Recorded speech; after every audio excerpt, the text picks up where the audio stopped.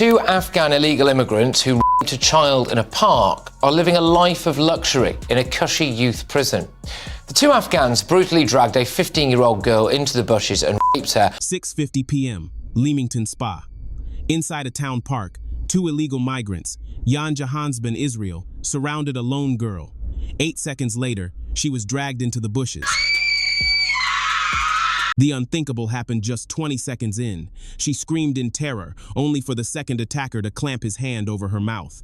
The outcome? The court ordered their transfer to a young offenders institution, a facility where, according to insiders, residents have access to private ensuite showers, Xbox consoles, and cash for their suites. This ruling stood solely because the criminals claimed they were under 18, a claim impossible to verify, as they had arrived illegally on small boats without a single document and spoke no English. The beginning of the end had begun. By 8:23 p.m., from London to Birmingham, waves of protesters emerged, chanting, "Save our kids," and demanding the immediate resignation of Karma. By 8:32 p.m., 35 fires were burning across the country. Hotels and cars went up in flames. Barricades were hastily deployed to shield besieged migration centers. The crowds were no longer chanting, they were engaging in battle. By 9:12 p.m., the first fireworks were launched into police lines. Officers deployed iron line tactics to control the disorder, only to be met with a hail of glass bottles and cries accusing them of betraying the nation. Media outlets reported that far-right extremists had flooded Britain, warning that control over districts was slipping away. In South Birmingham, a voice crackled over the radio, "Sector 8 is lost. These lunatics are breaking through." Karma remained silent, issuing no address for 4 hours. By then, the mobs had become unstoppable. Additional police platoons were scrambled from quieter regions, and officers deployed dogs to intimidate the rioters, but the crowds no longer cared about anything. Within 4 hours, the toll was grim: 39 arrests and 62 hospitalizations on both sides. Opposition leader Nigel Farage declared, "How many hundreds or thousands of sexual crimes go unsolved?" While police platoons suppress protesters, criminals with machetes are out hunting in our cities. A TikTok clip of the chaos hit 7.3 million views in just 3 hours. True chaos ensued. 16 storefronts were shattered, and protesters began storming abandoned shops. In London, crowds held loft photos of the 15-year-old victim, demanding to know why the criminals had not yet been deported. Outside Downing Street, an American reporter attempted to corner Prime Minister Starmer, but he simply pressed a smartphone to his ear and vanished inside, pretending to be busy. Suddenly, footage surfaced online showing rioters tearing apart a police van. Within an hour, nothing remained of the vehicle but a charred skeleton. At 10:40 p.m., the police initiated cavalry line tactics. Dozens of mounted officers launched a countercharge, driving back waves of masked protesters. Then came the breaking point. At a counter-protest in London, a voice rang out, "Leniency for these two arrivals.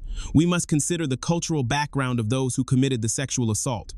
That was the spark. A hooded mob began breaching the police platoon deployed to separate opposing factions. 11 hotels reported fires from unexplained causes. Fire brigades could not reach the scenes. Burnt-out vehicles littering the roads made passage impossible. Footage on TikTok showed a column of armored vehicles rolling down a public highway. Officially, it was labeled a logistical deployment operation. Britons Online didn't care. The caption, "They are leaving the barracks," racked up 8.4 million views. Talk of martial law began spreading. On Twitter, tens of thousands of Americans urged their relatives to leave Britain immediately. Finally, an address by Keir Starmer was promised by dawn. By 2:10 a.m., the arrest tally had climbed to 82. Outside Buckingham Palace, a 21-year-old American journalism student posted a video capturing a single illuminated window where the king was presumed to be. Through the glass, frantic movement was visible, figures pacing rapidly, scattering documents. As the roar outside intensified, the window was abruptly slammed shut and the heavy curtains drawn. Yet, the king offered no words. The monarch had been silent for 9 hours. Online, the narrative fractured. One side argued that the crown's silence during a historic crisis signaled a collapse far deeper than the public knew. The other claimed the monarch was complicit, standing shoulder to shoulder with Starmer. The prime minister's address was delayed again, pushed to noon. The collapse of order did not happen because the police ran out of shields. It happened because the public ran out of patience. The fury burning across the country was not ignited by a rumor, but by a confirmed reality. The judicial system had been inverted. The court's decision to treat violent adult men as vulnerable children was not a mistake. It was a feature of a broken asylum protocol. For taxpayers, this meant their safety was secondary to a criminal's comfort. What the nation witnessed was not just violence, but a collective rejection of that hierarchy. Parents in Wolverhampton did not march because they hated migrants. They marched because they saw a system that gives Xboxes to sexual attackers while telling victims to stay quiet. Keir Starmer has spent his tenure insisting that competence would replace chaos. Tonight, that competence looks like a prison cell equipped with designer amenities for individuals who should not even be in the country. When a government cannot distinguish between a child and a grown man, it loses the moral authority to command the streets. The chaos was inevitable because the betrayal was absolute. The men who attacked that girl entered through the very loophole Starmer's government called necessary humanitarian protections. The silence from number 10 suggests they are more afraid of legal challenges from activists than of the burning streets outside their window. Intelligence reports had long warned that the child refugee route was being exploited by adult males. Tonight, those warnings manifested as a national emergency. The crowds surrounding migration centers were not organized by shadowy elites. They were mobilized by a primal instinct to protect the next generation. The government has the tools to stop this. They have the technology to verify ages. They have the power to deport. But under this administration, decisive action is paralyzed by fear of bad headlines. Britain used to be a country where justice was blind. Now it is a country where justice is afraid. The two new arrivals, legally classified as children despite physical evidence to the contrary, sat in comfort while the streets outside burned in their name. The public sees this disparity. The public feels this betrayal. And tonight, the public finally rejected it. Because when taxpayers realize their money is funding the leisure of those who harm their children, patience runs out and fury takes over. The social contract is incinerated. Tonight was not just a riot, it was a verdict. Leaked memos from regional commanders exposed the paralyzing logic gripping the force. Defend the institution at all costs. Do not engage protesters unless the perimeter is breached. Do not validate the narrative regarding the offenders' ages. This is the operational handbook of a system terrified of its own statistics. They did not lack the gear to stop the fires, they lacked the mandate. The mandate to admit that age assessments had failed.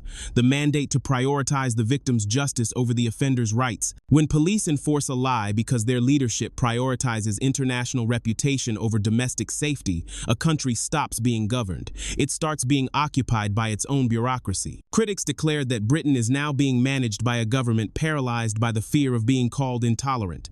Karma staked his reputation on a single pillar, a humane asylum system, but that humanity has mutated, becoming a loophole for the undocumented to exploit without consequence. Every policy decision Starmer signs regarding these boat arrivals is filtered through one anxiety. Will this violate international conventions? Never mind that it endangers a schoolgirl in Lamington Spa. And so the boats keep arriving. Age checks remain voluntary, and public trust in the judiciary dissolves with every gaming console purchased for a cell block.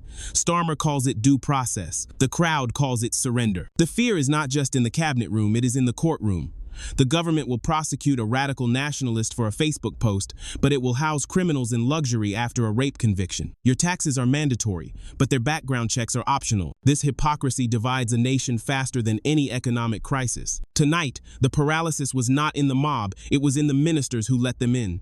This is how a justice system dies, not through corruption, but through a refusal to face reality. When the first fireworks hit, every tactical commander waited for the green light from Whitehall to clear the streets. That order was withheld. Instead, senior officials issued a directive officers described as political suicide.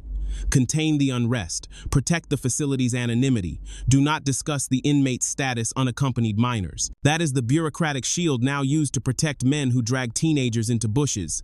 Whitehall did not hesitate out of confusion. It hesitated because acknowledging the truth would mean admitting that Karma's border policy has completely collapsed. Critics argue that Britain has become the only nation in Europe where the judiciary hesitates not because of a lack of evidence, but because the state fears a human rights lawsuit more than a public uprising. The chaos engulfing the streets did not emerge from a vacuum. Reports flagged applicants discarding passports in the channel to erase their history. Detailed memoranda from border staff highlighted the impossibility of verifying ages without scientific testing. Statistical anomalies regarding the sudden surge of 17-year-old males were suppressed. Legal advice recommending mandatory dental analysis was dismissed as too intrusive. Distinct alerts from prison governors about the dangers of mixing unvetted adults with children were silenced.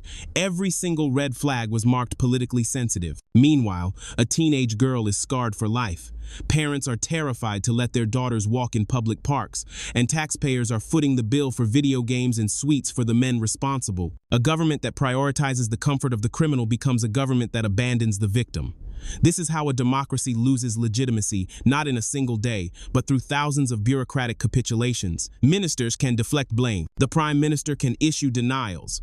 But the electorate understood the message tonight. The United Kingdom is being led by an administration terrified of the very laws it refuses to reform. If the perpetrators had been British citizens with British passports, the sentence would have been harsh, the prison would have been adult, justice would have been swift. A post appeared on a local community Facebook page dismissing the chaos as too much noise over a single incident. Hundreds of residents in quiet suburbs complained that sirens and shouting had made sleep impossible for a second consecutive night. They were immediately met with a barrage of replies asking how they could sleep at all, knowing what the court had revealed. The argument that this was an isolated tragedy collapsed under the weight of a nation's collective trauma. Britain was not waking up because of the sirens, it was waking up because it finally saw the monsters the state had let in. By morning, the cost of government negligence was being calculated not just in burnt vehicles, but in the freezing homes of the working class. Pensioners in surrounding areas were forced to choose between heating and eating, while news outlets circulated the daily menu available to inmates inside the detention center. A nurse from a local hospital posted a viral image of her payslip,